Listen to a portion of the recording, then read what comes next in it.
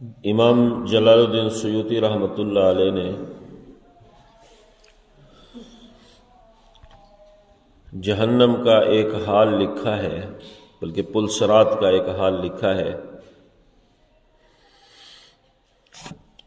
قرآن مجید کی اس آیت کے تحت کہ جس میں اللہ تعالیٰ فرماتے ہیں کہ یا ایھا الذین آمنوا قوا انفسکم واہلیکم نارا وقودھا الناس والحجارہ علیہا ملائکۃ غلاظ شداد لا یعصون اللہ ما امرہم ویفعلون ما یؤمرون، کہ اے ایمان والو، اپنے آپ کو اور اپنے اہل و عیال کو جہنم کی آگ سے بچاؤ۔ پھر آگے اس کی صفت بیان فرمائی کہ جہنم کی آگ کی صفت یہ ہے کہ اس کا ایندھن انسان اور پتھر ہوں گے، اور اللہ تعالیٰ نے جو اس کے اوپر فرشتے مقرر کر رکھے ہیں وہ فرشتے ایسے تندخو ہیں کہ لا یعصون اللہ ما امرہم ویفعلون ما یؤمرون، کہ وہ اللہ تعالیٰ کی نافرمانی بھی نہیں کرتے اور جو کچھ اللہ تعالیٰ ان کو حکم دیتے ہیں وہ وہی کچھ کرتے ہیں، کسی اور کی نہیں مانتے۔ تو اس آیت کے تحت امام جلال الدین سیوطی رحمۃ اللہ علیہ نے پلسرات کا ایک حال لکھا ہے کہ جب انسانیت پلسرات پر سے گزر رہی ہوگی تو اس وقت 7 جگہوں پر ان کے 7 اعمال کی جانچ پڑتال ہوگی۔ 7 جگہوں کے اوپر 7 اعمال کی جانچ پڑتال ہوگی۔ تو فرماتے ہیں کہ پہلے مرحلے میں انسان کے ایمان کی جانچ پڑتال ہوگی، کلمہ طیبہ لا الہ الا اللہ محمد الرسول اللہ صلی اللہ علیہ وسلم، اس کی جانچ پڑتال ہوگی۔ اور یہ جو ہم کلمہ پڑھتے ہیں، یہ کلمہ جس نے ہم سب کو آپس میں جوڑا ہوا ہے، یہ بڑی عجیب و غریب چیز ہے، عجیب و غریب مناظر دکھاتا ہے۔ آپ جانتے ہیں کہ جب انسان اس کلمے کو اپنی زبان سے ادا کرتا ہے تو اس کی زندگی کے اندر ایک انقلاب برپا ہو جاتا ہے۔ یہ کلمہ ایمان ہے، یاد رکھنا۔ جب انسان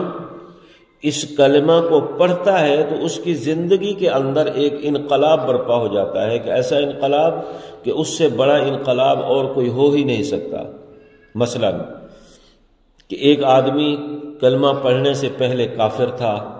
تو اس کا مطلب یہ ہے کہ وہ اللہ تعالیٰ کا مبغوض بھی تھا، جہنم کا مستحق بھی تھا۔ لیکن جیسے ہی اس نے اپنی زبان سے کلمہ طیبہ کے الفاظ ادا کیے تو وہ جہنمی سے جنتی بھی بن گیا اور اللہ تعالیٰ کا محبوب بھی بن گیا۔ یعنی ایمان ایک ایسی چیز ہے جس سے انسان اللہ تعالیٰ کا محبوب بن جاتا ہے۔ اس لیے اللہ کے نبی صلی اللہ علیہ وسلم فرماتے ہیں کہ من قال لا الہ الا اللہ دخل الجنہ، کہ جس نے اپنی زبان سے لا الہ الا اللہ کا اقرار کر لیا، لا الہ الا اللہ محمد الرسول اللہ کے ذریعے وہ اللہ اور اس کے رسول صلی اللہ علیہ وسلم کے اوپر ایمان لے آیا، وہ جنتی ہے، وہ جنت میں جائے گا۔ یہ ایک الگ بات ہے کہ اگر کلمہ پڑھے گا اور اس کو اللہ تعالیٰ زندگی عطا فرمائیں گے تو پھر کلمہ طیبہ کے نیچے زندگی گزارنا اس کے اوپر لازم ہوگا، یعنی اللہ تعالیٰ کے تمام احکامات کی پابندی کرنا اس کے اوپر لازم ہوگا۔ اگر وہ اللہ اور اس کے رسول صلی اللہ علیہ وسلم کے احکامات کی پابندی نہیں کرے گا، گناہوں بھری زندگی گزارے گا، تو پھر بطور سزا کے اس کو جہنم کے اندر ڈالا جائے گا۔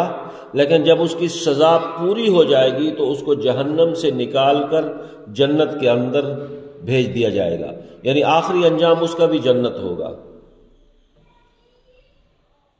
یہ کلمہ، یہ ایمان ایک ایسی چیز ہے کہ جس کے ذریعے سے انسان اللہ تعالی کا محبوب بن جاتا ہے۔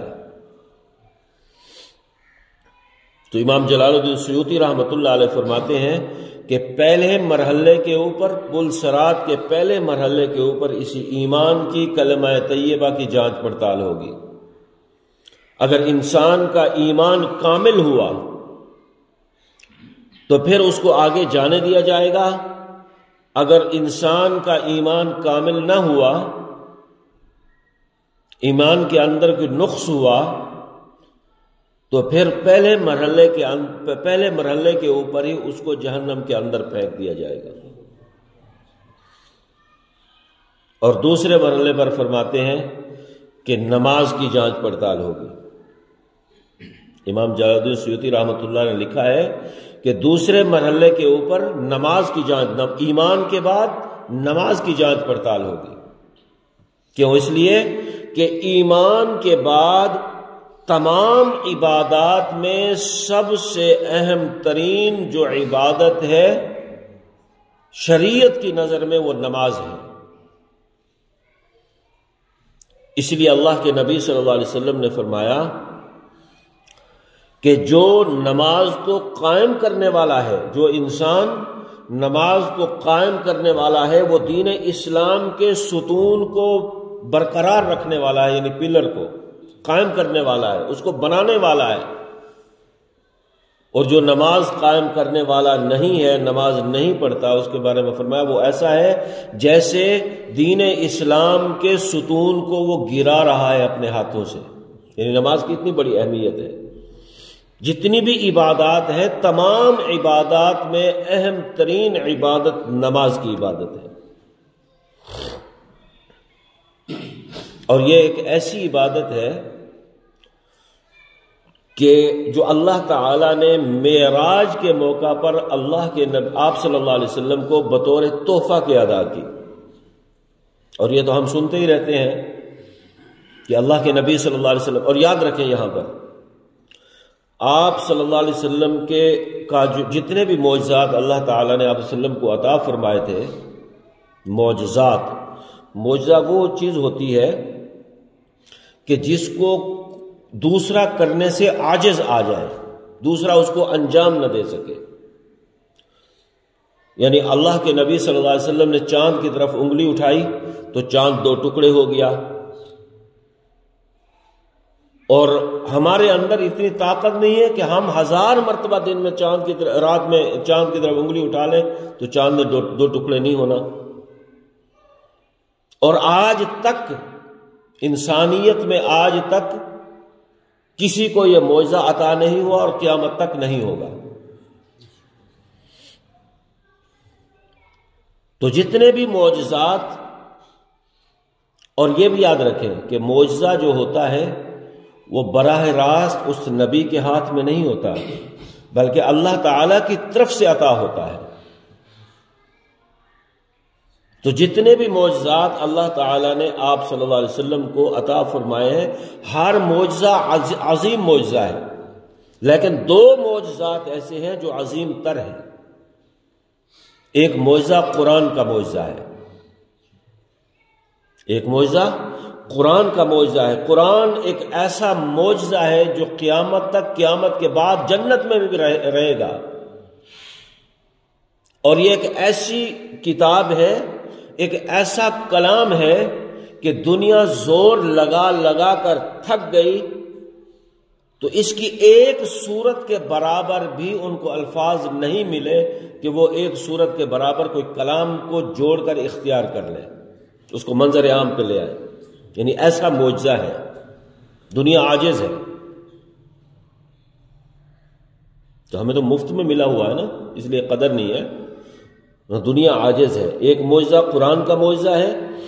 اور دوسرا معجزہ معراج کا معجزہ ہے۔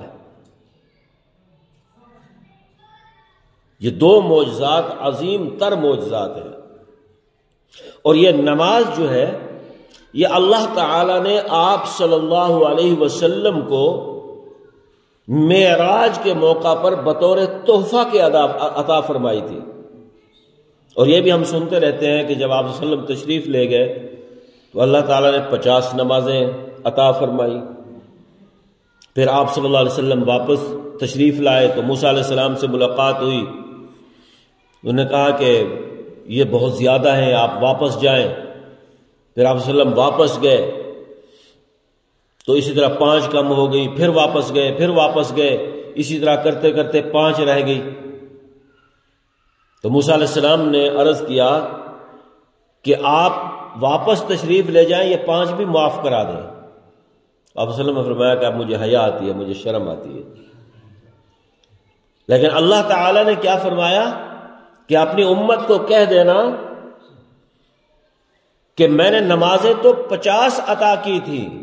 لیکن آپ کی سفارش پر میں نے ان کو 5 کر دیا ہے، لیکن جو آدمی آپ کی امت میں سے مرد یا عورت 5 نمازیں ادا کرے گا، میں اس کو 50 نمازوں کا ثواب عطا کروں گا، ثواب وہی 50 کا ملے گا۔ جب اللہ کے نبی صلی اللہ علیہ وسلم معراج پر تشریف لے گئے نا، تو آپ صلی اللہ علیہ وسلم کو جنت اور جہنم کے مناظر دکھائے گئے، جنت اور جہنم کے مناظر دکھائے گئے۔ آپ صلی اللہ علیہ وسلم نے دیکھا ایک جگہ پر کہ لوگ ہیں، حدیث پاک میں آتا ہے کہ لوگ ہیں وہ فصل کاٹتے ہیں، فصل، اور وہ کاٹ کر آگے چلے جاتے ہیں، پیچھے فصل جو ہے وہ دوبارہ تیار ہو جاتی ہے، پھر وہ کاٹنا شروع کر دیتے ہیں، پھر وہ آخر میں پہنچتے ہیں، وہ فصل پھر تیار پیچھے سے پھر تیار ہو جاتی ہے۔ تو آپ صلی اللہ علیہ وسلم نے پوچھا جبرائیل علیہ السلام سے کہ کیا ماجرا ہے یہ؟ تو جبرائیل نے عرض کیا یا رسول اللہ صلی اللہ علیہ وسلم، یہ آپ کے امت کے نیک لوگوں کے نیک اعمال کی مثال ہے کہ جب کوئی آپ کی امت میں سے کوئی مرد یا عورت نیکی کرے گا تو اللہ تعالیٰ اس کی نیکی کو اسی طرح پھیلاتے ہیں اور بڑھاتے ہیں کہ جس طرح یہ لوگ فصل کاٹ کر آگے چلے جاتے ہیں، پھر ان کی فصل پیچھے تیار ہو جاتی ہے۔ اور اس کی مثال اللہ کے نبی صلی اللہ علیہ وسلم نے ایک حدیث پاک میں بیان فرمائی ہے، فرمایا کہ جب کوئی انسان صدقہ کرتا ہے، صدقہ، تو اللہ تعالیٰ اس کے صدقہ کو اس طرح پالتے ہیں جس طرح کوئی آدمی بچڑا پالتا ہے، بچڑا، جس طرح وہ بچڑا روز بروز بڑھتا رہتا ہے، بڑا ہوتا رہتا ہے، تو جب کوئی آدمی صدقہ کرتا ہے تو اس کا صدقے کا جو ثواب ہے وہ بھی بڑھتا رہتا ہے،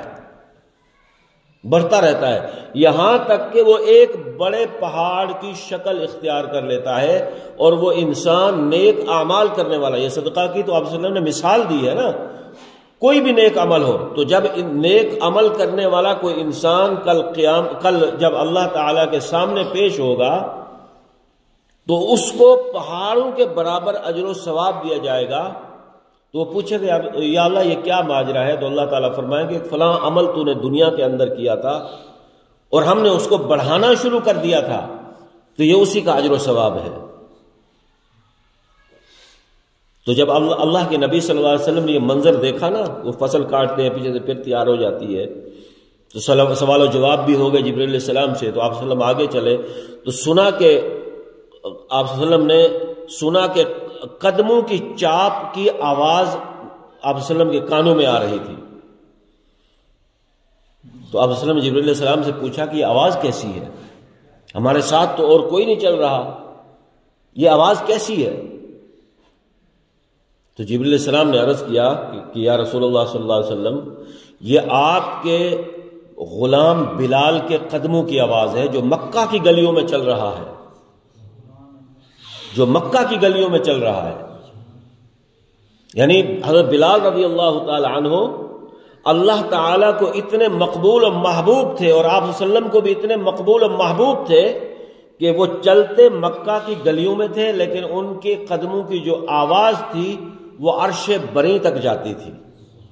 جس کو آپ صلی اللہ علیہ وسلم نے بھی سنا۔ تو پھر اللہ کے نبی صلی اللہ علیہ وسلم نے آپ صلی اللہ علیہ وسلم آگے تشریف لے گئے، جہنم کے مناظر آپ صلی اللہ علیہ وسلم کو دکھائے گئے۔ تو آپ صلی اللہ علیہ وسلم نے دیکھا کہ کچھ لوگ ہیں جن کے ہونٹ بڑے بڑے ہیں، جس طرح اونٹ کے ہونٹ ہوتے ہیں اس طرح ان کے ہونٹ ہیں بڑے بڑے، اور فرشتے ان لوگوں کے ہونٹ کو کاٹتے ہیں اور ان کو شدید تکلیف ہوتی ہے، وہ روتے ہیں، چیختے ہیں، چلاتے ہیں، اور پھر جب فرشتے کاٹ کر سائڈ پر ہوتے ہیں تو ان کے ہونٹ پھر اسی طرح بڑے ہو جاتے ہیں، پھر فرشتے کینچیوں سے کاٹنا شروع کر دیتے ہیں۔ تو آپ صلی اللہ علیہ وسلم نے جبرائیل علیہ السلام سے پوچھا کہ جبرائیل یہ کیا ماجرا ہے، یہ کیا ماجرا ہے؟ تو جبرائیل علیہ السلام نے عرض کیا یا رسول اللہ صلی اللہ علیہ وسلم، یہ آپ کی امت کے وہ لوگ ہیں، وہ مبلغ، وہ واعظ اور وہ مقرر ہیں کہ جو لوگوں دوسروں کو نصیحتیں کرتے تھے کہ تم ایسا کرو، تم ایسا کرو، تم ایسا کرو، یعنی نیک کام کرو، لیکن خود اس کے اوپر عمل نہیں کرتے تھے۔ یہ آپ کی امت کے وہ واعظ، وہ مبلغ، وہ مقرر ہیں کہ جو دوسروں کو نصیحتیں تو کرتے تھے لیکن خود ان کے اوپر عمل نہیں کرتے تھے۔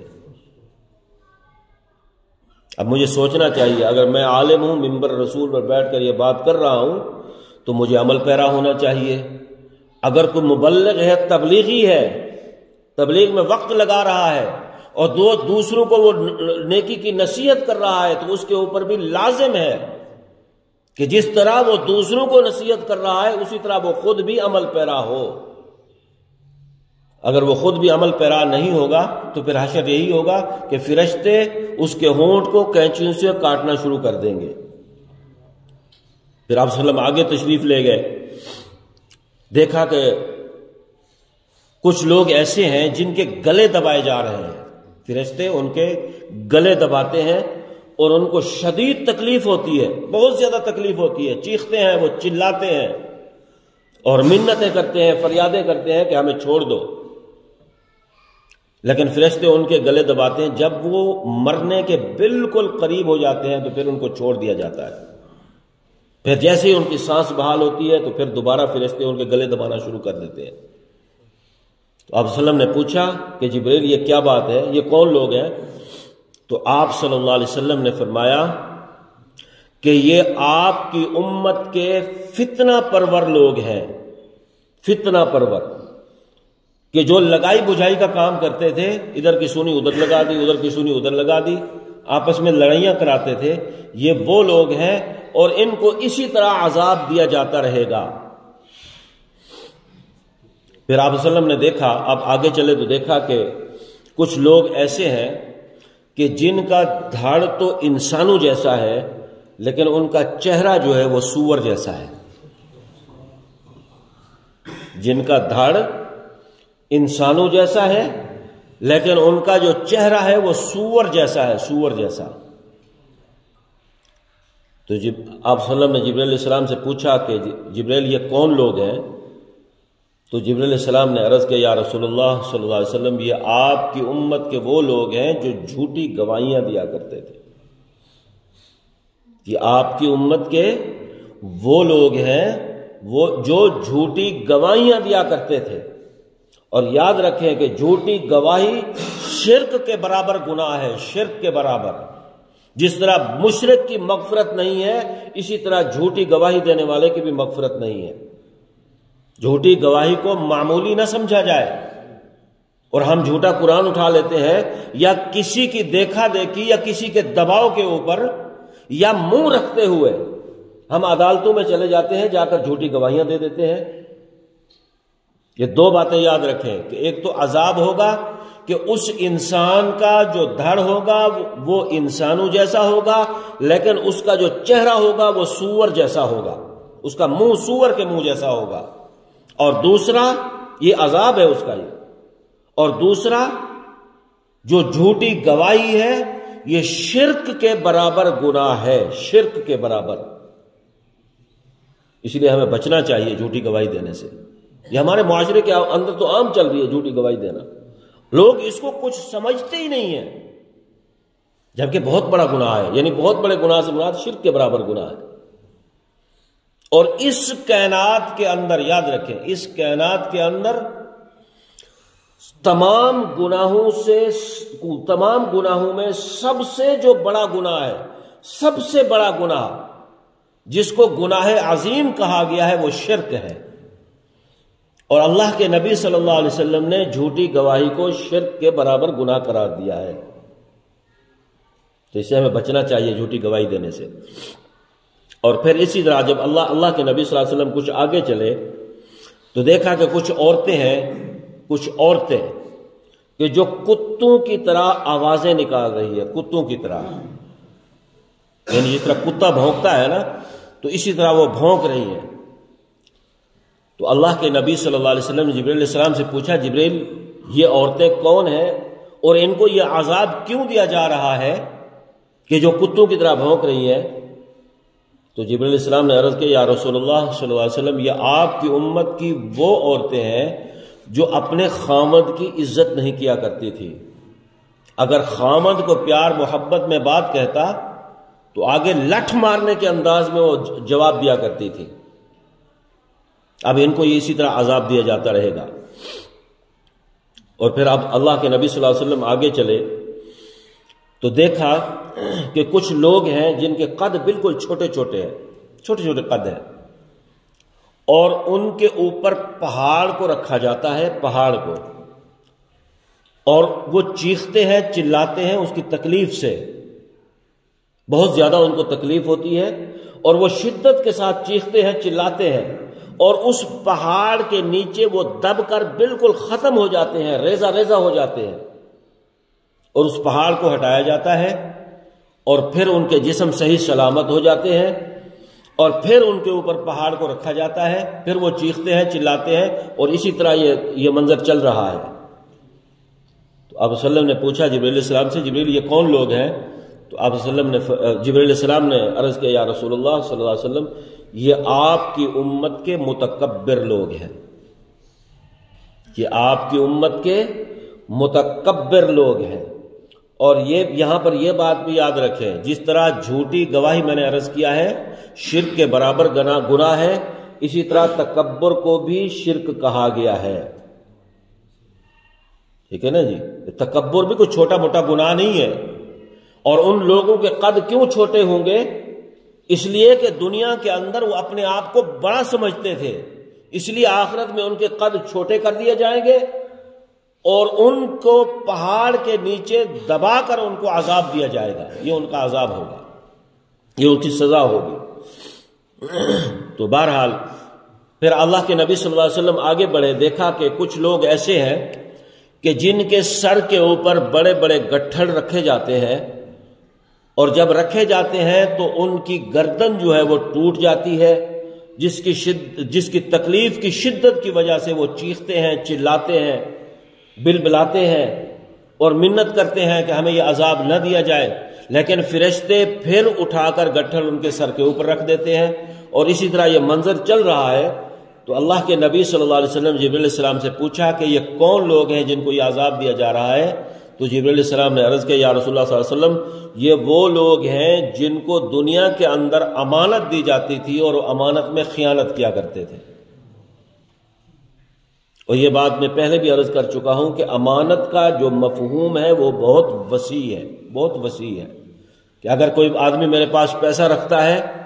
تو ٹھیک ہے، یہ امانت ہے، لیکن یہ امانت کا ایک جز ہے۔ یہاں پر یہ بات یاد رکھیں کہ یہ جو ہمارا جسم ہے یہ بھی اللہ تعالی کی طرف سے ہمارے پاس امانت ہے۔ اگر ہم اس جسم کو اللہ اور اس کے رسول صلی اللہ علیہ وسلم کے احکامات کے مطابق استعمال نہیں کریں گے، نہیں کھپائیں گے، اور اگر ہم اپنی من مرضی سے اس جسم کے اندر کوئی تبدیلی کریں گے، یعنی جو شریعت مطہرہ نے ہمیں ایک وضاقطہ دی ہے،